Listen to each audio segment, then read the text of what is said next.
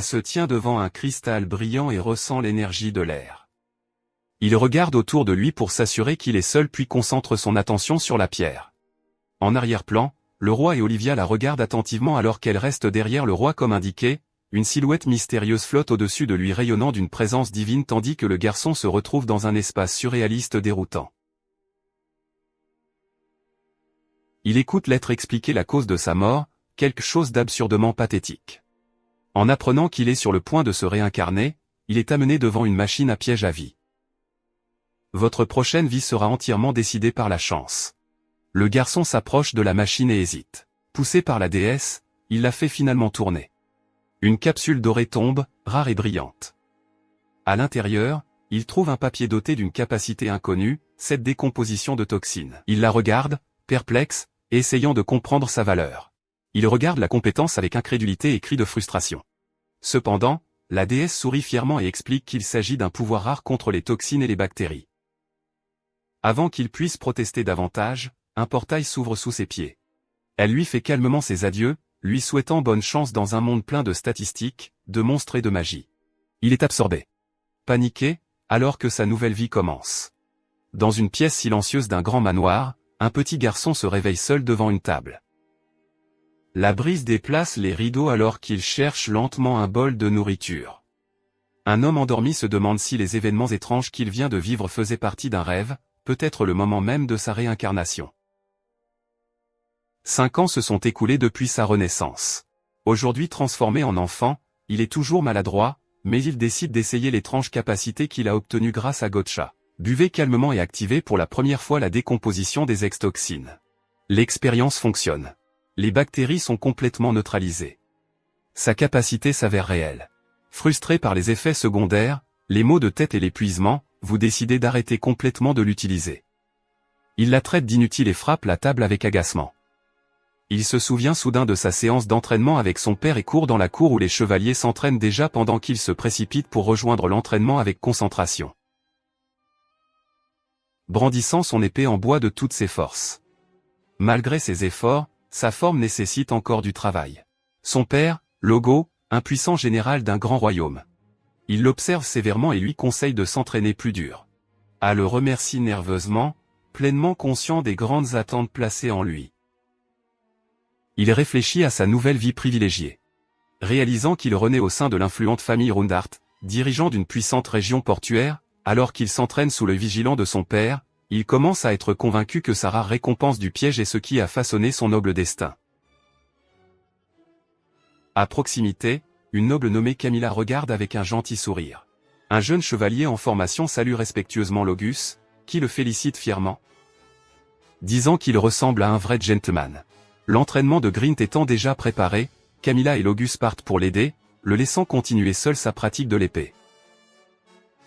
Alors que Grint s'éloigne avec confiance, elle le regarde silencieusement, cachant ses sentiments mitigés. Il explique que Grint est son demi-frère cadet, né de la seconde épouse de son père. Bien qu'il ait 1 an de moins. Grim possède la rare et puissante capacité de chevalier sacré, très respecté dans le royaume.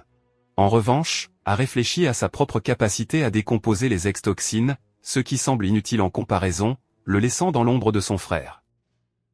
A s'entraîne seul, serrant fermement son épée alors que la frustration grandit. Il sait que son père est juste, mais au fond, il voit à quel point Grind brille davantage aux yeux de tout le monde. Cette comparaison n'est pas consommatrice. Poussé par la colère et l'insécurité, il frappe fort, canalisant toutes ses émotions refoulées en un seul mouvement. Face à un mannequin d'entraînement entièrement armé, Halo affronte avec détermination. Il regarde autour de lui, réfléchissant intensément. Bien qu'il sache qu'il est presque impossible de déplacer la silhouette de fer, il se jette quand même en avant en criant de toutes ses forces. Les chevaliers à proximité le regardent avec amusement, lui rappelant qu'il est fait de métal solide, mais il serre le poing. Il sait que c'est fou, et c'est exactement pourquoi il doit essayer. Il saute vers le mannequin de toutes ses forces. Mais l'impact joue contre lui. Son épée rebondit et il tombe au sol, de douleur. Un monsieur lui rappelle encore que c'était impossible. Assis, tenant sa main douloureuse, A se lève silencieusement, regardant ses doigts tremblants, ne sachant que ressentir. Déterminé à impressionner son père et Camilla, il se plonge dans le bureau. Entouré de livres, il jure de travailler plus dur que quiconque. Le majordome loue son dévouement à la formation et aux études. Il lui assure que même les serviteurs pensent qu'il a un grand potentiel. Il sourit avec gratitude, même s'il espère au fond que cette foi en lui se réalisera réellement. En entendant la voix de sa mère, son visage s'éclaire de joie. Il se dirige rapidement vers sa chambre, excité. Après avoir frappé doucement et entendu sa réponse, il redresse ses vêtements et entre en souriant. A est chaleureusement accueilli par Olivia, sa mère. Bien qu'elle le soit, son apparence jeune et sa douce aura la font se sentir davantage comme une sœur aînée pour lui, d'autant plus qu'il se souvient encore de sa vie passée. Olivia le serre tendrement dans ses bras, louant ses efforts et lui disant qu'il donne toujours le meilleur de lui-même. Il plaisante en disant que ça sent les livres, ce qui le fait rougir d'embarras. Pourtant, ses paroles le réconfortent. Et il interroge Olivia sur son travail et apprend qu'elle s'occupe de tout seule, même si c'était une tâche qui devrait être partagée. Elle se sent mal que son père ne l'aide pas et admire silencieusement à quel point sa mère est belle et capable. Entre un mélange d'étonnement et d'admiration maladroite, Olivia lui tend sa carte de statut, qu'il attendait avec impatience. En le lisant, vous voyez ses statistiques et son titre, Rundartaos, Eldest son. 2 compétences sont répertoriées, une ancienne décomposition des toxines et un nouveau talent, où se forme. A est choqué et curieux. Il remercie Olivia pour la carte, même s'il ne sait pas si ses statistiques sont bonnes. Elle le rassure que c'est normal pour un enfant de 5 ans. Intrigué par sa nouvelle compétence ou l'entraînement, explique-t-elle, renforce le corps, réduit la douleur et la fatigue et améliore l'endurance. Il se rend compte que ce n'est pas si mal finalement. Olivia le félicite, lui disant que personne ne sait mieux qu'elle à quel point il essaie. Ému par ses paroles, l'écoutant attentivement pendant qu'elle change de sujet, sa grand-mère a une tâche à lui confier. Puis il propose d'aller se promener ensemble. A demande pourquoi sa mère insiste pour assumer elle-même cette tâche. Les doutes l'envahissent. Il se culpabilise, pensant qu'il n'en est pas digne. En tant que fils aîné, il craint qu'elle ne prenne ses distances à cause de ses défauts et serre le poing, accablé par la culpabilité. Olivia lui prend doucement la main. Sentant sa douleur, elle l'appelle affectueusement son chevalier extraordinaire et lui demande s'il l'accompagnera. Son visage s'illumine de joie, et sans hésiter, il accepte, ravi d'être à ses côtés. Olivia est à rendre visite à un marchand pour choisir du thé. Le vendeur est surpris de la voir et prépare immédiatement ses meilleurs produits. Alors qu'il s'assoit, il remarque quelque chose d'inattendu parmi les objets, des pierres magiques. Intrigué, il pose des questions à leur sujet. Le marchand, visiblement excité, il explique que les pierres magiques proviennent de monstres et contiennent une énergie puissante, souvent utilisée dans des rituels, des équipements ou des accessoires. Curieux, il reçoit l'autorisation d'en détenir une. Ce faisant, une étrange réaction se produit. La pierre brille entre ses mains, surprenant tout le monde. Il le regarde fasciné, se demandant si son goût est aussi bon que son odeur. La curiosité l'emporte. Même si je sais que c'est absurde, je l'ai léché en secret. Personne ne le remarque, mais son cœur bat la chamade, ne sachant pas s'il vient de faire quelque chose d'irréversible. Il est abasourdi. La pierre magique a un goût incroyablement sucré. Émerveillé, il sourit en le tenant comme s'il s'agissait d'un trésor. Olivia remarque sa réaction et lui demande si quelque chose ne va pas. Embarrassé, il nie, essayant de cacher l'étrange vérité. Olivia choisit triste et le marchand reconnaissant offre la pierre magique en cadeau. Ala accepte volontiers, mais alors qu'elle se prépare à partir, elle remarque quelque chose d'étrange. La lueur jaune de la pierre s'estompe. Il l'observe. Le lendemain, lors d'un entraînement, il constate quelque chose d'inhabituel. Sa force augmente soudainement. D'un seul coup, son épée tranche avec plus de puissance que jamais. Les chevaliers à proximité sont choqués, ne sachant pas que quelque chose en lui a changé. D'un coup puissant, l'épée de A brise le mannequin blindé, ce qu'il n'a jamais accompli auparavant. Abasourdi par sa propre force, il se rend compte que ce n'est pas normal. Il pousse un soupir de soulagement, il n'est pas blessé, mais le résultat laisse tout le monde sans voix. Son épée en bois s'est brisée et le mannequin est resté en morceaux. Lorsque la poussière retombe, il reste au centre, traitant silencieusement ce qui s'est passé. Le mannequin blindé est détruit, coupé en deux et reste immobile, choqué par sa propre force. L'un des chevaliers s'exclame surpris que le jeune maître ait réussi. Il lève les yeux, pensant toujours qu'il vient de diviser une armure de fer en deux avec une épée en bois. Crie un autre chevalier, confirmant ce qui s'est passé. Juste après, une fenêtre d'état apparaît affichant le nom, les statistiques et les compétences de A. Son pouvoir vient de recevoir un énorme coup de pouce. Pendant le trajet en calèche, l'atmosphère change alors qu'il fait face nerveusement au silence froid de sa mère. Elle est clairement bouleversée, même si la raison n'est pas exprimée à haute voix. À panique, essaie de la calmer tout en pensant qu'il doit y avoir quelque chose de spécifique qui a provoqué sa colère, mais rester silencieux ne résoudra rien. Lors d'une réunion de nobles, son père, Logus, annonce que son plus jeune fils, Grint, sera l'héritier de la famille Renard. Pour aggraver les choses, il révèle également les fiançailles de Grint avec la fille d'un marquis. Bien que le garçon n'ait que 4 ans, il attend en silence, mais intérieurement il est frustré. Sa mère s'excuse, sachant que a est relégué, et lui dit qu'il devra supporter ça pour l'instant. A cache sa frustration derrière un sourire pour que sa mère ne s'inquiète pas. Il décide de faire encore plus d'efforts pour gagner l'acceptation de son père. Bien que les gens attribuent son récent exploit à l'épée à une armure usée, il soupçonne le contraire, d'autant plus que le changement s'est produit après avoir léché la pierre mystérieuse. Alors que la voiture atteint sa destination, cette pensée persiste dans son esprit. À son arrivée, il est impressionné par l'immense manoir devant lui.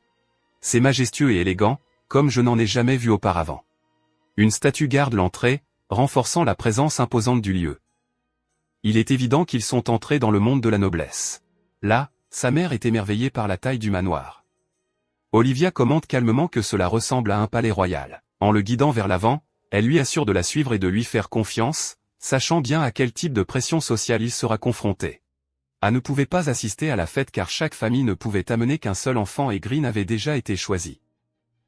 Sa mère essaie de le raisonner, mais ils se rendent compte que tout cela faisait partie du plan de Camilla pour l'exclure. Bien qu'il n'ait pas été autorisé à participer à l'événement, Anno semble affecté. En regardant sa mère argumenter pour sa défense, il comprend que l'événement en lui-même ne l'intéresse pas vraiment. Ce qui a attiré son attention, c'est le magnifique jardin extérieur. En sortant sur le balcon, il fut complètement captivé par sa taille et son élégance. La vue paisible lui remonta le moral et il sentit que le simple fait de se promener dans cet endroit suffirait à le rendre heureux, même pendant la célébration. En entendant ces paroles, le serviteur s'inclina rapidement et promit d'informer l'archiduc. Cependant, il semblait plus enchanté par le jardin que par la fête elle-même. Avec un sourire serein, il admirait les fleurs qui éclosaient autour de lui. Pensant qu'ils étaient aussi beaux que leur mère. Lorsqu'elle lui a gentiment demandé s'il était vraiment d'accord de ne pas participer à l'événement, il a simplement hoché la tête. Pour lui, ce moment de calme parmi les fleurs lui suffisait. Souriant de joie. Il a tenu les mains de sa mère et a exprimé qu'être entouré de fleurs le rendait beaucoup plus heureux que n'importe quelle fête. Émue, elle le serra fort dans ses bras, sentant sa chaleur et sa sincérité. Pendant un instant, il oublia qu'ils étaient des invités chez quelqu'un d'autre. Ce petit geste suffisait à remplir son cœur de paix. Après avoir reçu la permission de l'archiduc, un majordome s'est approché d'Aya, leur mère, les informant que quelqu'un les guiderait à travers le jardin. Pendant qu'il le remerciait, une jeune femme entra et le salua calmement.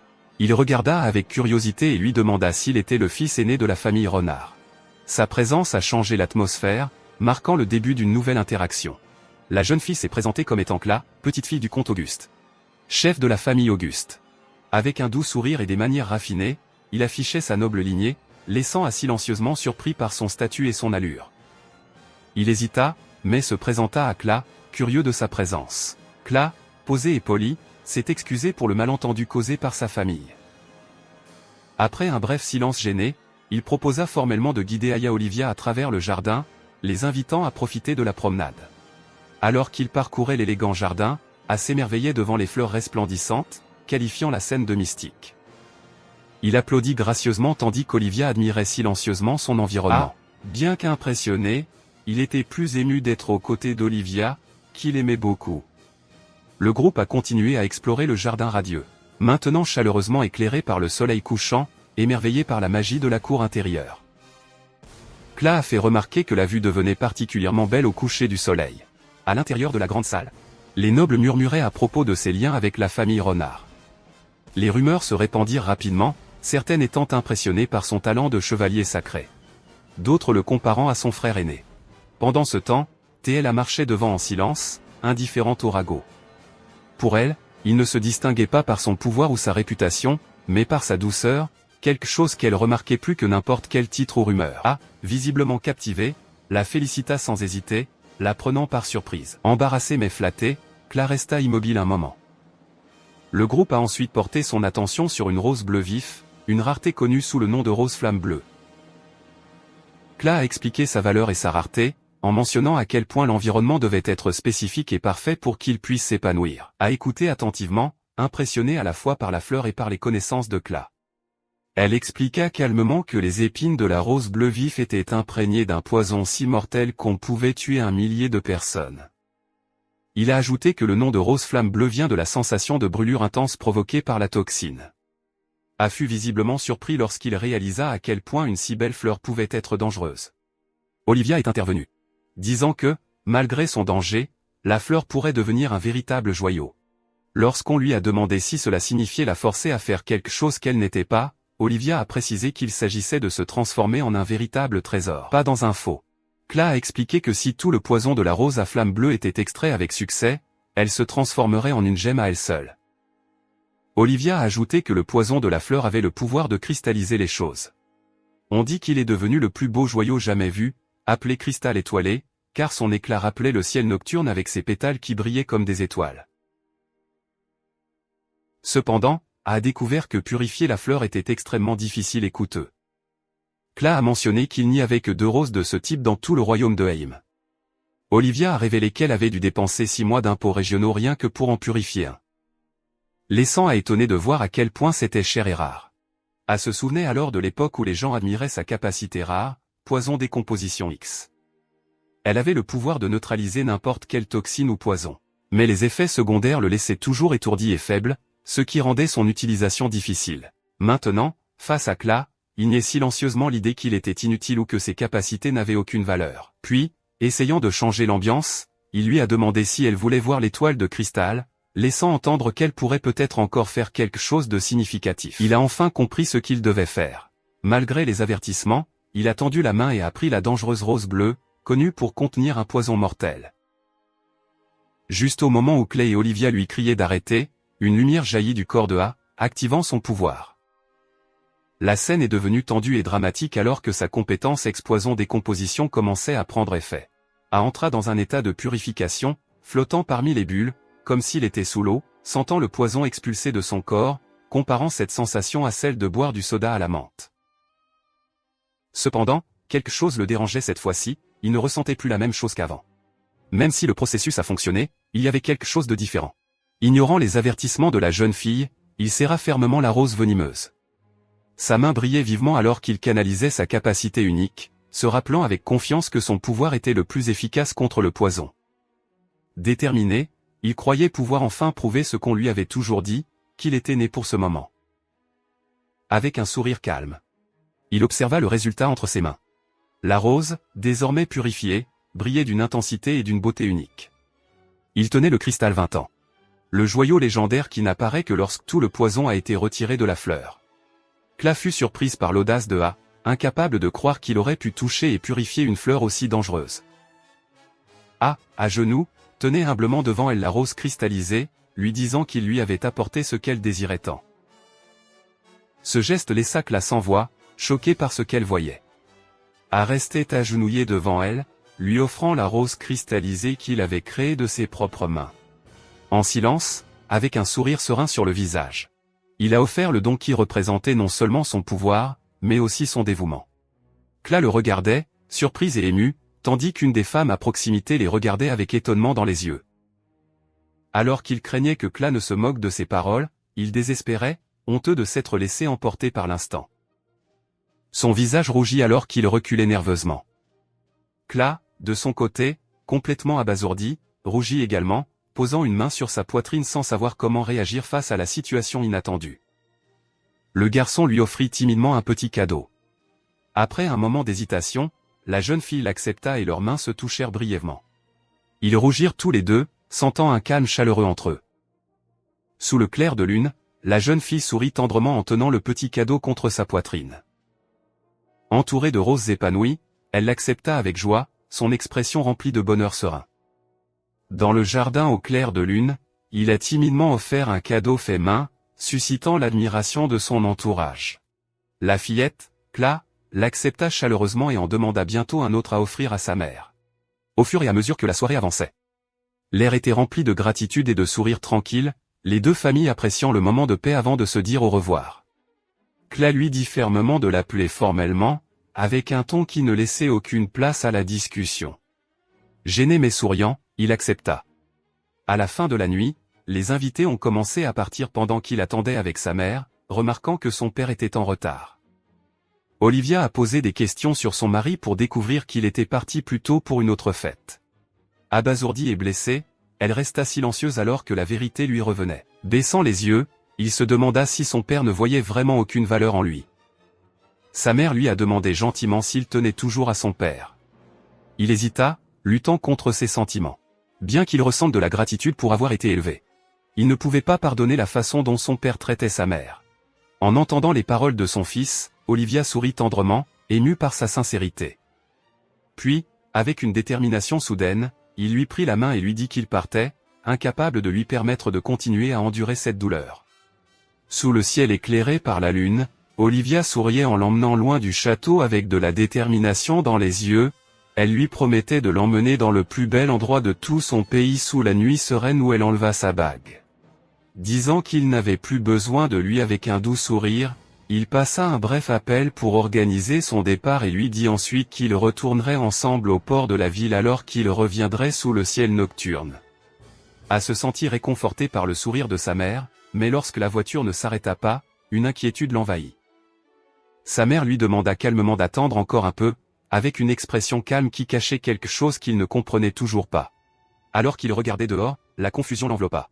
La ville était dans le chaos, les gens criaient et fuyaient paniqués. Au milieu de l'agitation, une étrange machine surgissait dans les rues, sa présence inquiétante laissant à paralyser d'étonnement. Un gigantesque navire de guerre émergea du port, ses canons scintillant au clair de lune. La foule regardait avec un mélange d'étonnement et de peur les vagues s'écraser sur les quais. La puissance et la présence du navire ont dominé la nuit. Là, sa mère descendit de voiture, surprise par la vue d'un énorme navire qui approchait du port. Les habitants ont paniqué et ont crié tandis que des soldats blindés descendaient du navire, leur présence annonçant que quelque chose de grave était sur le point de se produire.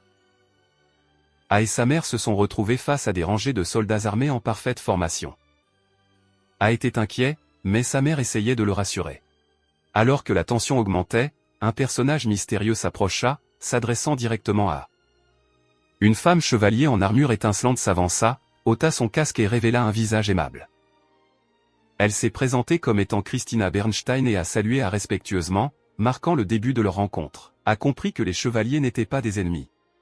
Remarquant à quel point elle était belle, Christina salua Olivia et lui expliqua qu'ils étaient venus sur le navire pour ramener la princesse Olivia, laissant à surpris par le véritable but de leur arrivée.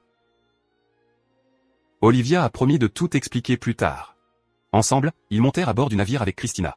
Leur voyage les conduisit dans un grand manoir sous le ciel éclairé par la lune, la demeure de l'archiduc Auguste. À l'intérieur du manoir, Graf Auguste, le patriarche de la famille, parlait à sa petite-fille des événements récents. Elle était d'accord avec ses pensées, se sentant reconnaissante pour le précieux cadeau qu'il lui avait offert. Bien que Graf ait reconnu l'influence de la famille Renard, il soupira, inquiet de la possibilité que cette famille rompe sa promesse concernant le prochain héritier. Il a demandé à Cla de se préparer pour ce qui allait arriver. Son attention s'est ensuite portée sur Benoît Star, le seul royaume du continent. Tandis que Graf expliquait le voyage qui les attendait, il expliqua à Tlakesta que l'Ika était un extraordinaire royaume unifié, bien supérieur au sien à tous égards. Elle lui révéla qu'Olivia venait d'Istalica et qu'elle était en réalité la fille du roi actuel, Sylvier von Istalica. La véritable identité d'Olivia a été révélée, elle était la deuxième princesse d'Istalica, Olivia von Istalica. A et Cla ont été choqués de découvrir qu'Olivia était de sang royal. Cela signifiait également qu'A était de naissance noble, laissant tout le monde stupéfait par la révélation. Olivia s'est excusée auprès de A pour avoir gardé secret son statut royal. Toujours confus. Il se demandait pourquoi une princesse se marierait dans la famille Rundart. Olivia le serra dans ses bras, disant qu'elle n'avait fait que le nécessaire, tandis que Christina les regardait avec une expression sérieuse. Olivia a rassuré en lui disant qu'elle expliquerait davantage le moment venu, et il a accepté sa réponse. Christina remarqua qu'Olivia semblait plus détendue et joyeuse que d'habitude. Le groupe a parlé du cristal spécial que A avait offert et Christina s'est rendu compte qu'il ne s'agissait pas de n'importe quel cadeau, mais d'un cristal étoilé très rare. En souriant, il a commenté qu'offrir un cristal étoilé équivalait à une demande en mariage. Olivia et toutes les personnes présentes sont restées à Zoc, ne sachant pas comment réagir face à une telle révélation. Rouge de honte, il réalisa qu'il venait de proposer accidentellement à Kla. Kla l'accepta avec un sourire joyeux, pendant que les autres essayaient de comprendre la situation. A été complètement bouleversé, le visage rouge de confusion. Plus tard, il a découvert les chars à eau, un type de véhicule unique à Ystalica qui était propulsé par des pierres spéciales. Olivia le serra fièrement dans ses bras, louant son intelligence, tandis que Christina était impressionnée par ses connaissances, convaincue qu'il était un garçon très intelligent. Christina a dit à tout le monde de se reposer avant d'arriver à Ystalica et a presque laissé échapper un secret sur le passé de A, mais Olivia l'a de nouveau serré dans ses bras avec fierté. Le groupe a profité d'un voyage paisible. Manger ensemble, se détendre et se préparer au nouveau chapitre qui les attendait. A, Olivia et Christina sont arrivés à la gare à bord d'un luxueux train à vapeur. À leur descente, ils furent accueillis par une foule qui les acclama avec enthousiasme. A fut étonné du formidable accueil qui les attendait. Non seulement en raison de la technologie avancée d'Ystalica, mais aussi en raison de la diversité de sa population. Il a vu des humains, des demi-humains, des fées et de nombreuses autres races vivre en harmonie, ce qui rendait le royaume encore plus extraordinaire. Là, les autres contemplaient avec émerveillement l'impressionnante ville d'Ystalica, avec son imposant château et ses paysages éblouissants. Tout semblait si majestueux qu'ils restèrent sans voix. Christina a fièrement annoncé son retour en tant que vice-capitaine des chevaliers et a trouvé qu'elle avait l'air vraiment admirable, même si Olivia a plaisanté sur sa maladresse parfois. Christina a invité Olivia et A à entrer dans le grand château, les avertissant de faire attention en marchant. Olivia, essayant de remonter le moral de A après le récent chaos, l'a provoqué avec un ton enjoué. Christina les a guidés à travers le château. Avouant qu'ils n'avaient pas encore informé le roi du retour inattendu d'Olivia, puisque les ordres étaient venus subitement. Ils hésitèrent à interrompre la réunion du roi, mais Olivia, confiante, fit irruption pour annoncer son retour auprès de son père, surprenant tout le monde dans la salle du conseil. A, nerveux, se retrouva nez à nez avec l'imposant roi d'Ystalica, comprenant l'importance de cette rencontre. La présence du monarque remplissait les lieux d'une autorité écrasante, laissant à essouffler. Le roi l'observa attentivement, impressionné par la sérénité du garçon face à tant de pression, remarquant qu'il n'était pas un enfant ordinaire. A, pour sa part, était étonné de pouvoir rencontrer en personne un roi aussi puissant. Il se présenta poliment, mentionnant son ancien nom de famille, Renard, tandis qu'Olivia se tenait à ses côtés, lui donnant de la force. Alors, le roi Silvier Bonistalica lui révéla qu'il était non seulement le roi, mais aussi son grand-père. A, surpris mais heureux, il vit le monarque lui sourire chaleureusement. Il a ensuite été présenté à Iua Galatia, leader de justice et paix à Ystalica. Le roi, en riant, l'appela son père et mentionna à nouveau son ancien nom de famille, se sentant un peu mal à l'aise. Olivia a pris le moment de déclarer qu'elle était divorcée et qu'elle ne reviendrait plus jamais à Aim. Le roi l'accepta calmement, mais Lloyd, choqué, lui en demanda la raison, provoquant des murmures parmi les personnes présentes.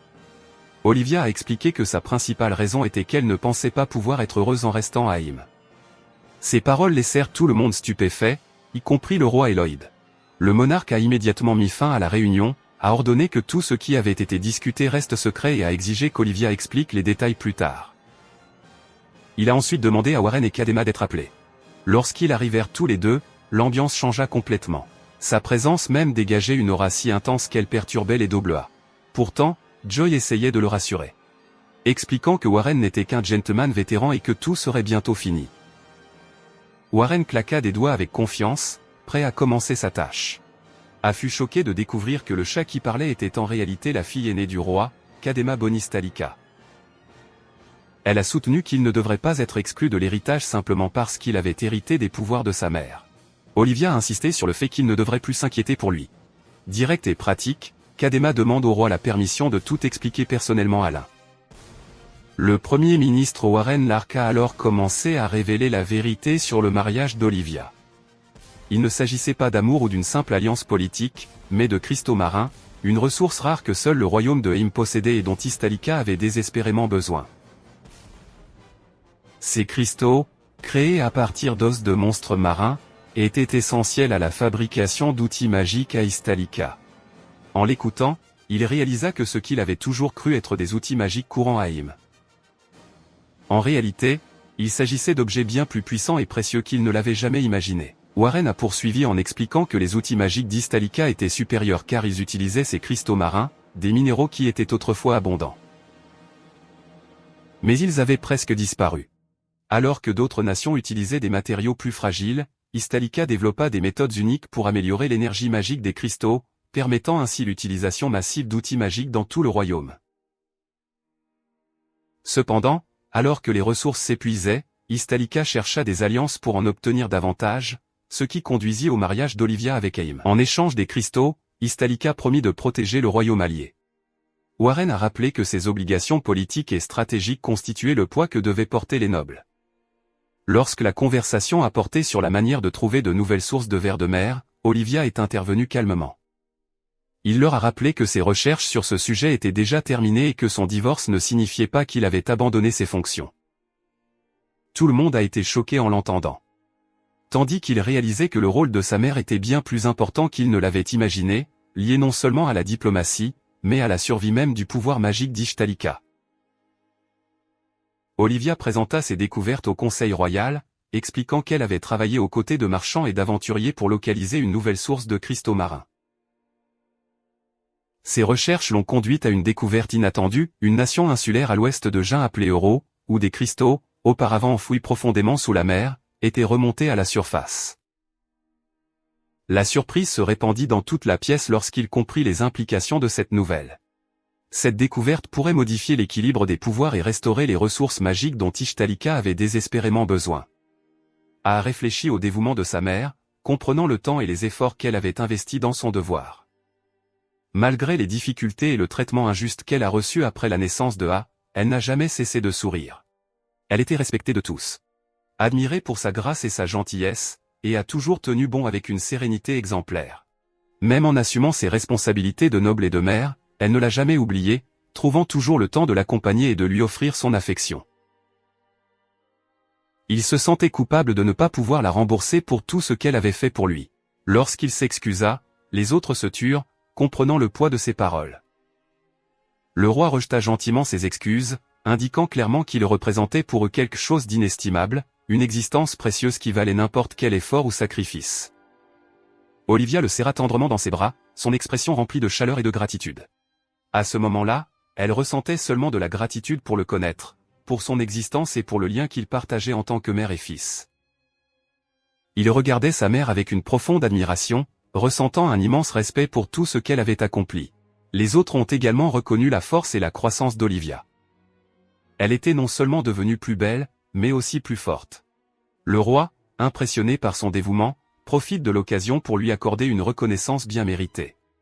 Warren avança avec quelques documents officiels, expliquant que la reine avait déjà approuvé l'affaire, ce qui fit sourire le roi de satisfaction. Il s'est assis solennellement devant le groupe rassemblé et a demandé à chacun de signer le document devant lui. Olivia fut la première à le faire, suivie des autres. Même Kadema a signé avec enthousiasme, égayant l'atmosphère avec son attitude joyeuse. Alors que les formalités se poursuivaient, a regardé avec confusion, ne comprenant pas complètement la signification du document, pendant que Warren et Lloyd le préparaient pour qu'il soit officialisé en tant que témoin. Devant le trône, le roi se dressait avec autorité et proclamait sa décision d'une voix imposante. Sous son vrai nom, Sylvier von Ystalica a officiellement déclaré A comme membre reconnu de la famille royale Ystalica. La proclamation l'a laissé stupéfait, incapable de comprendre ce qui venait de se passer, comprenant que sa vie avait changé pour toujours. Il se souvenait de son passé. Lorsqu'il est né fils d'un noble mineur dans un pays lointain et qu'il a été traité comme sans valeur. Et maintenant, devant toute la cour royale, son nom résonnait avec fierté, un bon Ystalica. En une seule nuit, le garçon autrefois oublié de sa lignée est devenu un véritable membre de la puissante famille royale d'Ystalica. Debout devant le grand trône, un resté immobile, le cœur débordant, tandis que la voix du roi résonnait dans la salle, le nommant prince héritier d'Ystalica. Le garçon qui vivait auparavant ignoré était désormais le successeur du royaume le plus puissant et invaincu qui existait. Dans la capitale animée d'Ystalica, la nouvelle du retour d'Olivia après son divorce s'est rapidement répandue. Les citoyens murmuraient avec enthousiasme, se demandant qui était leur fils, le nouveau prince héritier du royaume. La curiosité remplissait l'air alors que tout le monde attendait avec impatience de rencontrer le jeune héritier qui était devenu le sujet de conversation dans le monde entier. Tout le royaume. Lors d'une séance d'entraînement, Asa affronta l'imposant grand maréchal Yua Galatia et réussit à l'impressionner par sa maîtrise du sabre. Lloyd reconnut le dévouement et les progrès du prince, conscient de l'énorme effort que le garçon avait déployé dans sa formation, bien que fier de ses progrès, il ne pouvait s'empêcher de se sentir mal à l'aise. Il réalisa que même son frère aîné, qui avait récemment commencé à pratiquer, pouvait déjà le surpasser en compétences. Il a réfléchi à son passé, se rappelant comment il avait essayé d'obtenir l'approbation de son père et d'autres, mais avait fini par être emmené à Ystalica par sa mère. Aujourd'hui, en tant que prince héritier, il doutait que le peuple l'accepte réellement. Tenant un œuf dans ses mains, il souhaitait silencieusement avoir un talent ou une compétence qui prouverait sa vraie valeur. Joy le regardait silencieusement, sentant l'insécurité qui l'envahissait. Alors que Asa se tenait devant lui, le grand maréchal remarqua une petite déchirure sur ses vêtements.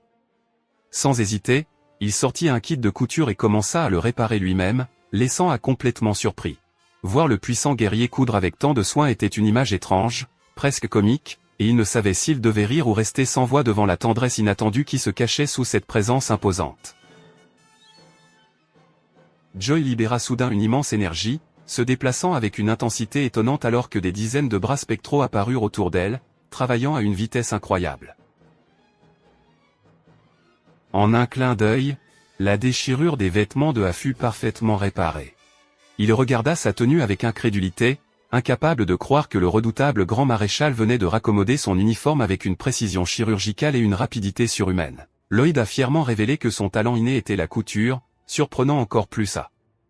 Aussi humble qu'il paraisse, il a expliqué comment il l'avait perfectionné au fil des années d'entraînement pour en faire quelque chose d'extraordinaire. Bien qu'il ne s'agisse pas d'une compétence typique d'un guerrier, Lloyd avait atteint le rang de grand maréchal grâce à sa détermination et sa discipline. Ses paroles ont laissé Asa stupéfait et inspiré, réalisant que la vraie force peut donner naissance aux talents les plus inattendus. Joy posa une main ferme sur l'épaule de Asa, son expression sérieuse mais chaleureuse. Il lui a dit que l'effort était le véritable trésor qui guidait une personne en toutes circonstances, l'encourageant à aller de l'avant. Il écouta en silence, laissant ces mots gravés au plus profond de son cœur. Comprendre enfin la valeur de la persévérance. Soudain, il tomba dans une embuscade tendue par Kadema, l'énergique princesse chat, qui lui sauta dessus pleine d'enthousiasme. Son apparition soudaine le prit complètement par surprise, et avant qu'il ne puisse réagir, elle l'entraîna à toute vitesse dans le couloir. Lloyd observait le chaos calmement, simplement en la regardant disparaître avec ses mains. Asa, toujours confus, se retrouva assis dans une immense bibliothèque devant Kadema, qui semblait plutôt contente d'elle.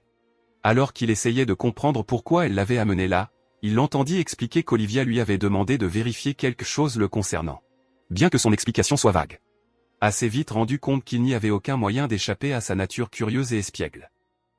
Passer du temps avec Kadema et Christina à la bibliothèque. L'ambiance est devenue légère et conviviale. Kadema examina avec enthousiasme la carte de statut de Asa, intéressé par ses capacités.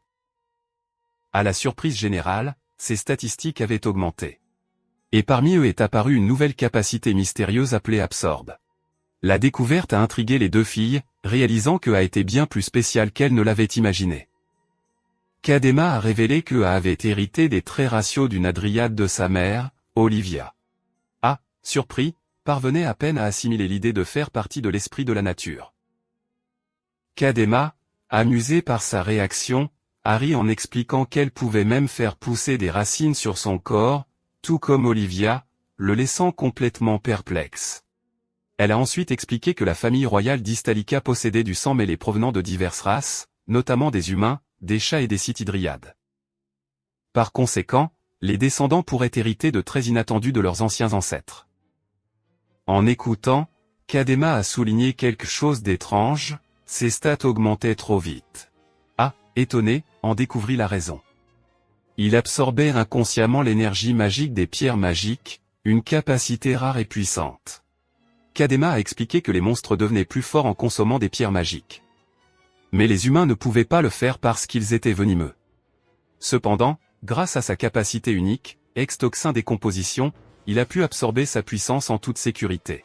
En souvenir d'un incident passé, a avoué qu'elle avait déjà léché une pierre magique parce qu'elle sentait bon, sans se rendre compte que cela avait éveillé ses capacités. Christina a révélé que tous les inhumains, y compris les elfes comme elle, possédaient une pierre magique à l'intérieur de leur corps. Il soupçonnait qu'il avait inconsciemment absorbé le sien, ce qui expliquerait sa soudaine montée en puissance. Choqué, il a tenté de le nier. Mais la vérité commençait à prendre forme dans son esprit. Sa capacité d'absorption pourrait même affecter les êtres vivants, et pas seulement les pierres en vrac.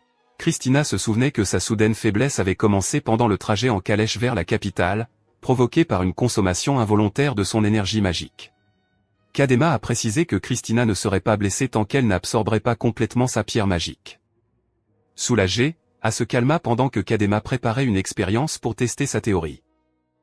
Il a disposé 2 boîtes, une avec des pierres magiques bon marché et une autre avec des pierres de haute qualité, évaluées à des dizaines de milliers de pièces d'or.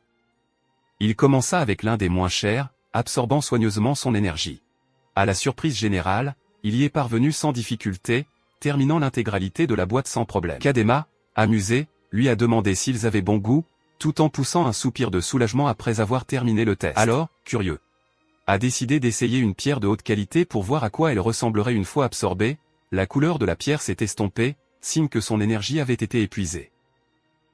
Mais il commença bientôt à se sentir étourdi et nauséeux, se plaignant que ça avait le goût de Noé et qu'il n'aimait pas ça. Inquiète, Kadema et Christina ont couru pour vérifier son état. Kadema a plaisanté en disant que c'était drôle qu'une dryade comme un ne puisse pas supporter quelque chose qui venait d'un arbre. Il expliqua ensuite qu'un ne pouvait pas absorber une énergie magique illimitée. Chaque type de pierre avait un plafond qui déterminait dans quelle mesure elle pouvait augmenter les statistiques d'une personne et plus la qualité était élevée, plus l'augmentation était importante. Il a ajouté que la pierre de haute qualité qu'il avait absorbée provenait probablement d'un puissant monstre appelé Black Fallen, ce qui expliquait son étrange réaction. Malgré tout, Kadema rit, disant que les capacités là-bas étaient loin d'être normales, tout en admettant qu'il avait l'impression d'avoir acquis une énième capacité. Se souvient que la première fois qu'il a utilisé son ex-toxine de décomposition, il a souffert d'un terrible mal de tête, mais maintenant il se sentait parfaitement bien. Kadema lui expliqua que c'était grâce à son don de capacité d'entraînement qui renforçait sa résistance et sa tolérance à la douleur, le rendant hautement compatible avec ses pouvoirs. Pendant qu'il parlait, la porte s'ouvrit et Olivia, leur mère, entra gracieusement. Surpris et excité, s'exclama-t-il, « Maman !» Olivia courut vers lui et le serra fort dans ses bras, ravi de le revoir. Az rougit, gêné par les regards des autres, tandis que Kadema rapportait joyeusement que les tests montraient qu'il n'y avait aucun problème avec son état. Soulagé, Olivia sourit et prit immédiatement la main de A, lui disant qu'il devrait aller ailleurs. En parcourant les salles du palais, ils arrivèrent devant le roi. Olivia s'inclina respectueusement et s'excusa pour le retard, s'adressant à lui comme à son père. Olivia et le roi se sont arrêtés devant une immense porte ornée de sculptures complexes. Curieux, Amiro s'approcha et demanda à son grand-père quel était cet endroit. Le roi, avec une expression sereine mais solennelle, expliqua qu'il s'agissait de la salle des trésors du château, un lieu sacré qui conservait les artefacts les plus précieux d'Istalika. Lorsque le lourd mécanisme fut relâché, les énormes portes commencèrent à s'ouvrir lentement devant eux. Avec un rugissement profond, ils révélèrent des étagères pleines de trésors, d'or, de bijoux et d'objets anciens. Ils regardaient tout avec émerveillement, sans comprendre pourquoi ils s'étaient rendus dans un lieu aussi sacré. Le roi expliqua qu'Olivia avait demandé des excuses et une récompense pour tout ce qu'elle avait enduré, et que son souhait était qu'il remette personnellement quelque chose à son fils. Surpris et incertain, se demanda quel genre de cadeau pourrait l'attendre dans un endroit comme celui-ci. Ensuite, le roi lui remit le trésor national d'Istalika, la pierre magique de Duyan. Un joyau gigantesque qui dégageait une immense puissance. Il expliqua qu'il y a plus de 500 ans, un seigneur démon était apparu sur le continent d'Istar. Et parmi ses redoutables partisans se trouvait Duyan, un guerrier si puissant qu'il pouvait déchirer le ciel et la mer d'un seul coup. Maintenant, ce même pouvoir restait scellé dans la pierre devant lui. À la regarder avec incrédulité, incapable de comprendre qu'un artefact aussi légendaire lui était destiné. Tandis que le roi parlait de l'ancêtre qui avait vaincu le seigneur démon et unifié le royaume, un l'écoutait avec étonnement. Tout le monde reconnut la grandeur de ce héros, et une étrange chaleur commença à remplir la poitrine d'A. Son cœur battait à tout rompre alors qu'il serrait son uniforme sans savoir pourquoi il ressentait cela. Olivia sourit doucement et suggéra de continuer. Le roi lui rappela que, même si cette pierre était considérée comme un trésor national, elle n'était qu'un parmi tant d'autres que possédait la famille royale. toujours bouleversé, hocha la tête alors que le poids de sa lignée commençait à peser dans son esprit. Il fit un pas vers la relique rougeoyante, son pouls résonnant dans la vaste salle. Le roi avertit Olivia de rester à l'écart, expliquant que même être proche de la puissante magie de la pierre pourrait l'affecter. Elle a ressenti et a demandé à son père de s'éloigner également. Seulement devant l'artefact, il sentit l'énergie écrasante vibrer dans l'air, chaque pas devenant plus lourd que le précédent. Il s'avança vers le médaillon lumineux, la lueur se reflétant dans ses yeux. Le roi et Olivia regardèrent avec anxiété alors qu'ils remarquaient l'aura venimeuse de la pierre disparaître complètement autour d'eux. Au moment où il toucha la pierre, une force brute parcourut son corps, si immense qu'elle le submergea presque. Il sentit l'énergie résonner profondément en lui, et une voix ancienne et lointaine résonna faiblement dans son esprit. Alors qu'il saisissait la pierre magique, une énergie sombre éclata violemment, tourbillonnant autour de lui comme une tempête. Ses yeux s'écarquillèrent alors que le pouvoir l'enveloppait complètement. Olivia cria son nom de peur tandis que le roi agissait rapidement pour la protéger, lui ordonnant de rester en retrait. La salle du trésor trembla alors que l'énergie libérée tourbillonnait de manière incontrôlable autour d'un, tirant tout vers son centre. Il lutta tandis que des vagues de pouvoir jaillissaient de la pierre magique, l'enveloppant d'une lumière aveuglante et d'un choc électrique qui remplit l'air. Il se rend compte que l'énergie n'est pas absorbée, mais plutôt il s'y force. Le sol tremble sous l'immense pression et le roi lui crie de s'arrêter s'il sent que quelque chose ne va pas. Sa voix est à peine entendue dans le rugissement. Olivia se couvre le visage du violent torrent, terrifiée en voyant à quel point le corps de A brille de plus en plus fort. Pris entre la résistance et l'abandon, une explosion éblouissante jaillit de la pierre magique alors que le corps d'Arrêt brille d'une puissance brute et instable. Ses cheveux se dressent sous l'effet de la force qui l'entoure, des rayons traversant l'air. Le roi se couvre les yeux alors qu'Olivia s'accroche à lui, tous deux luttant pour résister à la violente tempête magique. La pièce entière tremble alors que la lumière devient plus intense, dévorant tout dans sa lueur. Un s'accroche à la pierre alors que des vagues d'énergie éclatent vers l'extérieur, enveloppant son corps de lumière. Le pouvoir le traverse de manière incontrôlable, déchirant l'air autour de lui. Le roi et Olivia se préparent, protégeant son visage de l'éblouissement aveuglant alors que la pièce est engloutie par la magie tournoyante et les vents rugissants. Lorsque la tempête d'énergie se dissipe, un reste debout, entouré d'étincelles de magie flottant toujours dans l'air. Son corps tremble d'une force nouvelle. Il regarde ses mains avec incrédulité, sentant une immense puissance le parcourir. Son statut est monté en flèche, son endurance. Une magie et une défense dépassant les limites humaines. L'aura autour de lui palpite d'énergie sombre, marquant la naissance d'un nouveau pouvoir chez le prince héritier d'Istalica. Sous le ciel éclairé par la lune, une jeune fille se tient sur le balcon de la résidence de l'archiduc Auguste. Son regard est fixé sur les étoiles. Il pose une main sur sa poitrine, murmurant le nom de A comme s'il essayait de l'atteindre au loin. Le vent souffle dans ses cheveux alors qu'elle promet qu'un jour ils se reverront. Son cœur porte cette promesse dans la nuit, tel un message silencieux flottant sous le ciel étoilé. Seule dans sa chambre, la jeune fille est assise sous la douce lueur de la lune, tenant un petit souvenir. Elle le regarde tendrement, son sourire restant vif dans son esprit. Un soupir lui échappe alors qu'elle pose sa tête sur le bureau.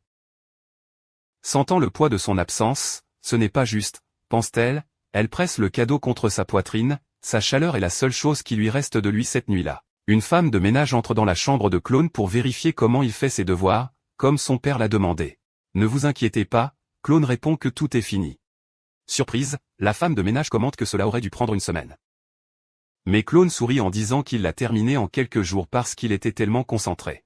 Il lui demande ensuite de dire à son père de préparer quelque chose de plus difficile la prochaine fois, affichant une expression de confiance calme. Clone réfléchit à ses progrès, déterminée à devenir plus forte afin de pouvoir se tenir fièrement l'une à côté de l'autre lors de leur prochaine rencontre. La jeune fille, étonnée de la quantité de travail accompli par Clone en seulement 2 jours, elle promet de transmettre son message. Puis il ajoute que le grand maître a également envoyé un message. Il veut que j'écrive une lettre à Aclon. Elle se fige un instant, son visage s'éclairant de surprise avant de retrouver rapidement son calme. Faisant semblant de soupirer d'agacement alors qu'il dit à la femme de chambre d'ajouter simplement les nouveaux cours qu'il souhaite, comme l'équitation ou la danse, à son emploi du temps. Embarrassé, Clon court dans la pièce, paniqué à l'idée de devoir écrire sa première lettre à. Il insiste pour trouver le plus beau stylo et le plus beau papier, déclarant que c'est bien plus important que les devoirs. Tenant la feuille de papier vierge, Elle rougit vivement, ne sachant pas quoi écrire, réalisant qu'elle n'a jamais écrit à un garçon auparavant. Sa servante la regarde avec amusement, riant doucement de l'étrange timidité de sa jeune maîtresse.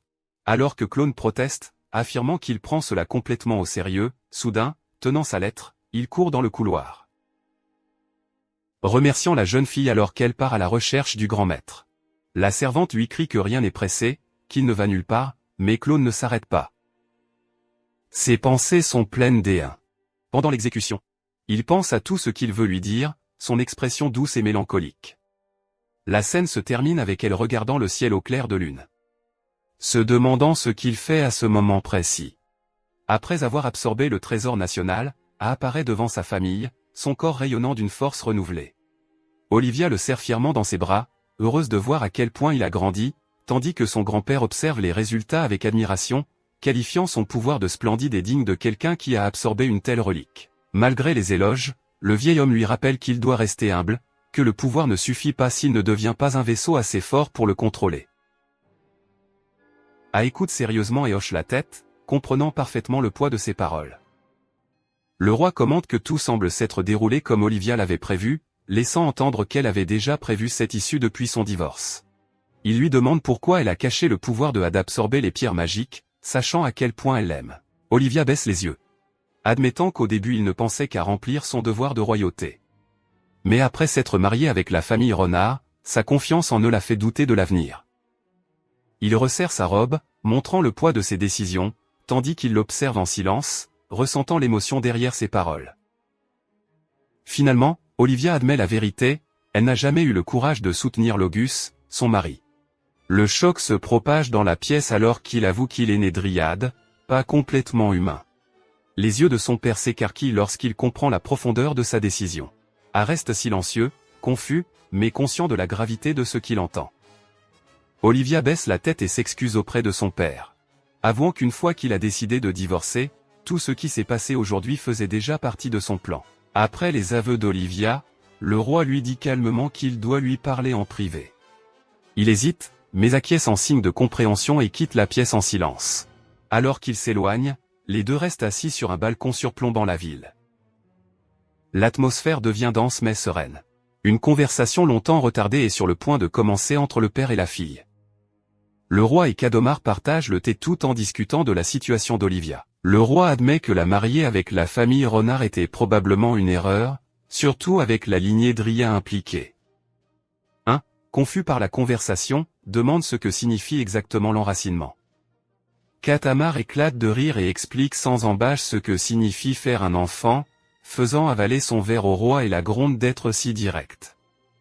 Cadomar explique que pour les dryades, nouer une relation est un lien permanent avec une seule personne, ce qui en fait une affaire très sérieuse par rapport aux autres races. La réaction a surpris tandis que le roi confirme que c'est vrai. Cadomar poursuit en disant que les dryades peuvent avoir un enfant sans partenaire, révélant comment Olivia a pu donner naissance à seul. Toujours confus. Had se demande ce que cela signifie pour lui et son parcours. Cadomar explique qu'il est né uniquement d'Olivia, plus précisément d'une partie de son propre corps, sa trompe.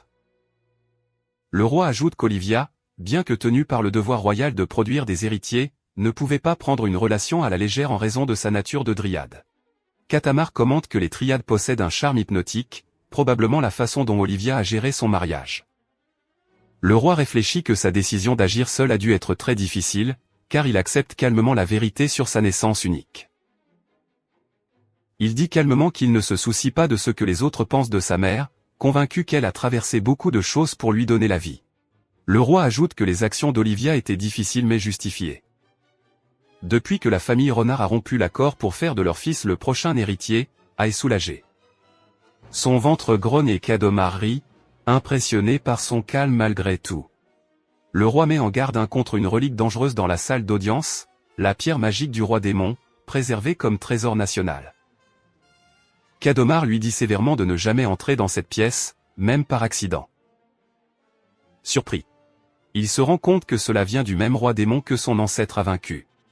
Cadomar explique que comme Had absorbe inconsciemment les pierres magiques lorsqu'elle a faim, elle pourrait les consommer par accident, ce qui serait désastreux.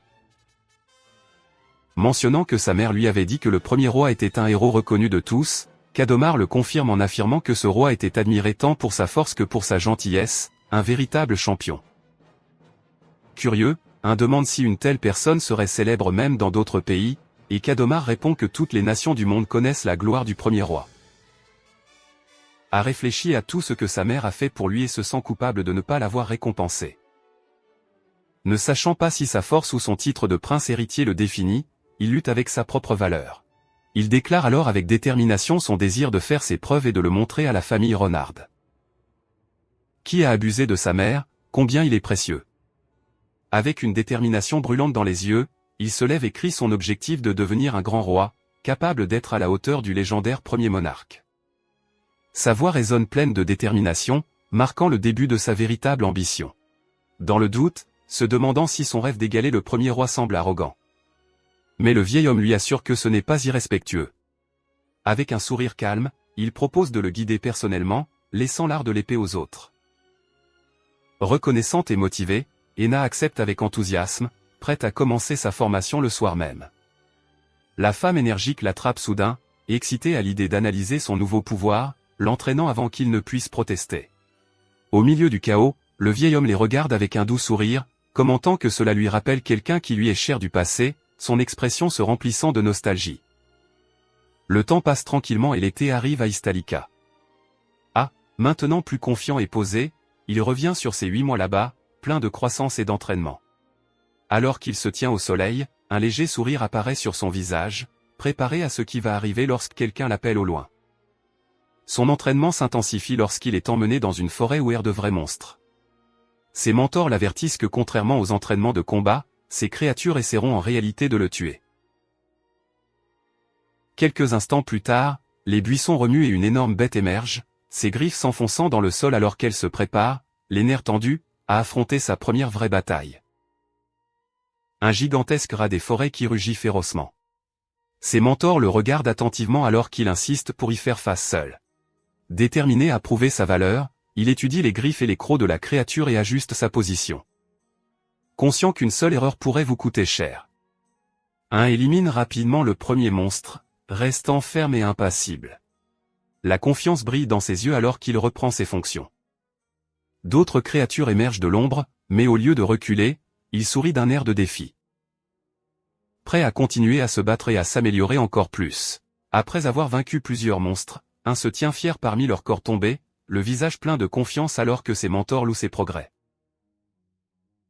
Mais lorsque les rires s'apaisent, un léger mouvement dans l'un des cadavres attire son attention, un avertissement silencieux que le combat n'est peut-être pas encore terminé.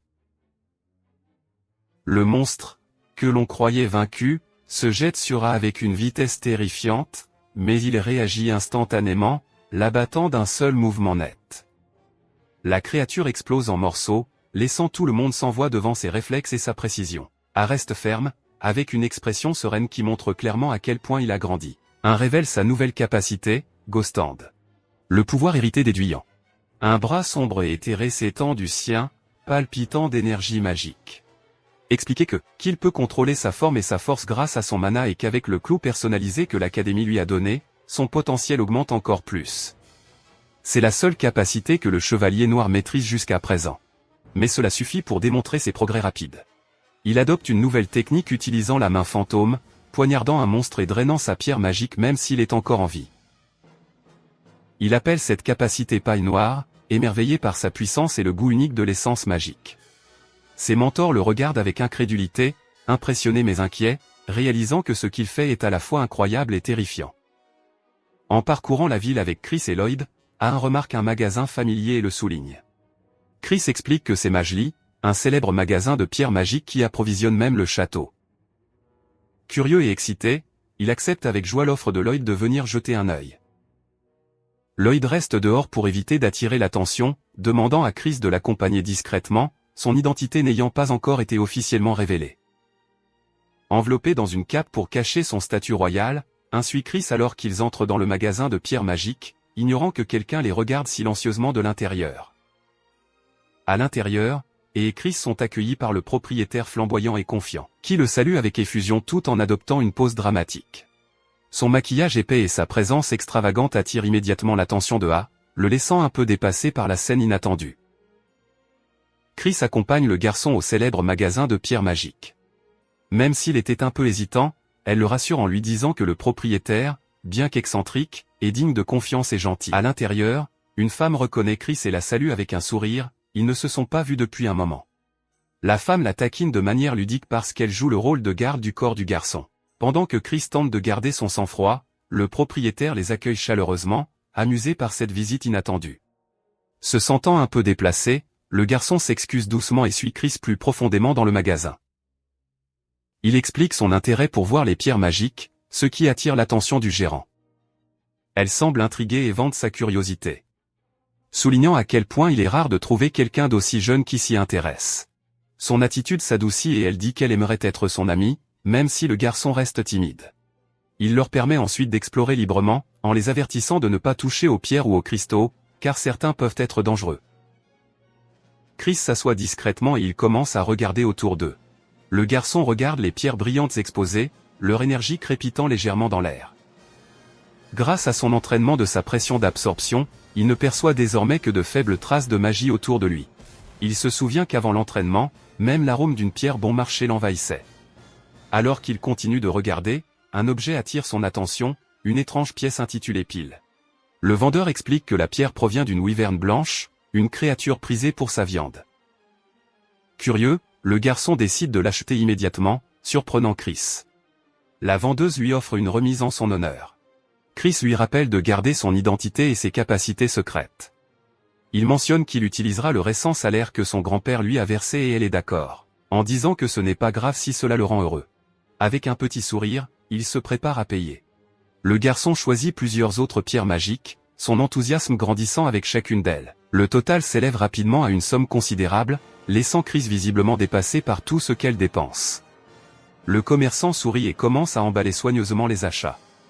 Alors qu'il s'apprête à partir, le garçon peut à peine contenir son excitation. Imaginant déjà essayer et absorber les pierres à leur retour au château alors qu'il se promène dans le magasin, ses yeux captent une étrange lueur venant d'un piédestal attiré, il s'approche et voit un cristal sombre et inquiétant exposé sous verre.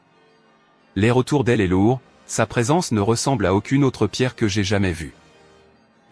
Un frisson lui parcourt le dos lorsqu'il réalise de quoi il s'agit, la pierre magique connue sous le nom de joyau maudit. La vendeuse explique la légende du bijou maudit, qui murmurerait à son propriétaire et envahirait ses rêves. Chris commente que la vitrine la contenant est conçue pour supprimer son pouvoir. Le garçon écoute, curieux mais pas convaincu. Bien qu'il perçoive quelque chose dans la pierre, cela ne lui semble pas mauvais. Intrigué par le cristal noir. Demandez calmement s'il peut être acheté avec son étui scellé. Sa question laisse tout le monde figé dans la salle. La vendeuse reste immobile. Ne sachant pas comment réagir, alors que Chris panique et court vers lui, le suppliant d'arrêter avant que quelque chose de terrible n'arrive. La tension s'épaissit alors que le silence remplit le magasin. Finalement, le commerçant accepte de lui vendre la pierre scellée en ne facturant que la vitrine. Le garçon confirme sa décision avec sérénité. S'assurer qu'il le fait de son plein gré. Chris hésite, déchiré entre l'inquiétude et le devoir, mais finit par céder. Réalisant qu'il ne peut pas l'arrêter. Le garçon remet le paiement, déterminé mais inquiet, tandis que Chris soupire avec résignation à ses côtés. Pendant que le commerçant prépare l'achat, il s'éloigne pour regarder d'autres pierres. Son ton joyeux contrastait avec l'anxiété grandissante de Chris. Le commerçant la taquine en plaisantant, disant que le jeune prince est très audacieux. Chris se fige, réalisant que ses propres mots ont révélé son identité. Tentant de dissimuler son erreur, il balbutie des excuses, mais le mal est déjà fait et l'ambiance devient tendue. En partant, Chris supplie la vendeuse de garder secrète l'identité du prince. La commerçante promet de ne rien dire, riant alors qu'elle la taquine parce qu'elle est si mauvaise à garder les secrets. Dehors, le garçon commente joyeusement à quel point il a apprécié la visite. Chris essaie de cacher son visage rouge, disant qu'il n'a que de la poussière dans les yeux, même si son expression le trahit complètement. De retour au château, le garçon se détend enfin, soulagé de se reposer après une longue journée. La nuit tombe paisiblement sur la ville lorsqu'on frappe doucement à votre porte. Une jeune servante entre avec un gentil sourire et lui propose de l'aider à se changer. La reconnaissant, le garçon la salue chaleureusement. C'est Mar, quelqu'un en qui il a une grande confiance. Il hésite, insistant sur le fait qu'il peut se changer. Mais Mar lui rappelle gentiment qu'il est de son devoir, en tant que servante personnelle de sa mère, de prendre également soin de lui. Son sourire calme a une intensité qui le rend nerveux. Avant de partir, elle lui remet une lettre cachetée précisant qu'elle lui est spécialement destinée. Curieux, il l'ouvre et constate qu'il n'y a aucune trace de l'expéditeur. Mar explique que la lettre provient d'une famille noble du royaume de Haim, mais qu'il a été envoyé par le royaume de l'Euro pour les atteindre. Elle lui rappelle qu'Istalika a rompu tout lien avec Jean en raison de conflits passés l'impliquant avec Olivia. Le garçon se tend, se demandant pourquoi il lui aurait envoyé quelque chose comme ça. Soupçonnant leurs intentions, il envisage de le détruire, convaincu que rien de bon ne peut en sortir. La lettre est écrite avec une profonde émotion, en souvenir d'une nuit précieuse et d'un cadeau bien aimé, une fleur qu'il a offerte autrefois. L'auteur parle de chérir ce souvenir par-dessus tout, le qualifiant de plus brillant que n'importe quel joyau. En lisant, le garçon réalise. Il n'y a qu'une seule personne à qui il a offert une fleur. Surpris, il reconnaît l'écriture. Il n'y a aucun doute, la lettre vient d'elle. Au fur et à mesure que vous continuez à lire, le ton de la lettre devient plein d'espoir. L'auteur regrette d'avoir caché son nom, mais promet de le révéler si jamais Istalika l'accepte. Le garçon comprend le message caché. Son cœur bat à tout rompre lorsqu'il comprend la vérité. Clon, la fille de son passé, envisage de venir à Istalika. Les derniers mots de la lettre révèlent l'intention de l'écrivain, elle veut aller à Istalika, mais elle ne révélera son nom que lorsqu'elle y sera acceptée. Le cœur du garçon bat à tout rompre lorsqu'il le confirme. Il n'y a pas d'erreur. Clone, la fille qui tenait autrefois sa fleur, envisage de visiter Istalika. Tenant toujours la lettre, le garçon décide qu'il enverra une réponse, expliquant que Clone l'a toujours traité avec gentillesse, lui et sa mère. Mar se montre préoccupé par les difficultés qu'aurait quelqu'un de Haim à entrer à Istalika, mais il reste optimiste, estimant que s'il entretient de bonnes relations avec Olivia, pourrait être atteint. Souriant de soulagement, Mar dit que c'est une bonne nouvelle. Debout près de la fenêtre au clair de lune, le garçon répète doucement son nom. Les souvenirs de leur passé ensemble reviennent, du temps où ils échangeaient cadeaux et sourires. Alors qu'il contemple la nuit, un tranquille espoir remplit son cœur. Au fil du temps, l'automne arrive. L'air devient frais et vif. Le garçon continue son entraînement, affrontant un chevalier lors d'un match d'entraînement. Depuis le rivage, ses amis lui crient des encouragements. Le regard déterminé, il s'avance, prêt à montrer à quel point il s'est amélioré. Pendant le duel, le chevalier charge vers lui en criant son intention de gagner. Il lève fortement son épée, visant un coup décisif, mais le garçon reste calme et lit parfaitement son mouvement. Au dernier moment, le chevalier glisse sur le côté, esquivant l'attaque. Réalisant trop tard que son geste avait été anticipé, il passe de la confiance à la surprise alors que le duel penche en faveur du garçon. D'un seul mouvement rapide, le garçon désarme son adversaire, terminant le combat par la victoire. Le chevalier admet sa défaite tandis que le public éclate de joie. Haletant mais souriant, le garçon court vers sa mère en lui annonçant fièrement son triomphe.